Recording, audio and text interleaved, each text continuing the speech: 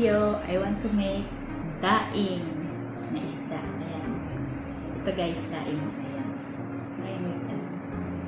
How to marinate isda. Daing na isda. So, mostly guys, bangus palagi ang ating ginagamit, di ba? Pag magdadaing. So, ito ay hindi siya bangus. Ibang isda. Hindi ko siya kilala kung anong isda. So, ayan guys. Excited na ba kayo? Let's start to marinate.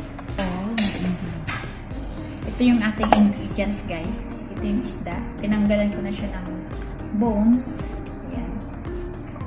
Tapos meron tayong salt, cayenne powder, black pepper, and then suka.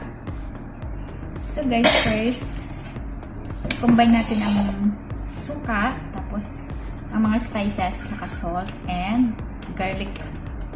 So ito yung ating garlic. Maraming garlic guys. Ilagay natin sa isda. Tapos ilalagay natin ang black pepper, cayenne powder, at saka yung asin. 1 teaspoon na asin. At saka ang ating venigar. So, ilagyan ko lang siya ng 1 cup. 1 cup ang ating vinegar.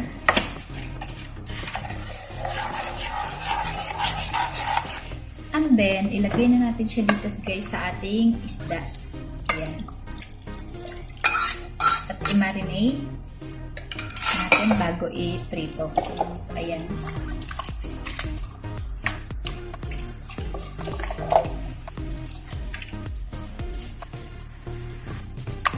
Ayan guys.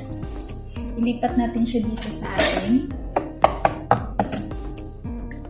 container para ma-marinate natin. Ilagay muna natin siya sa ref for overnight bago natin siya i-prito. So, ayan lang guys. Ganyan lang ka-simple maggawa ng daing na isda.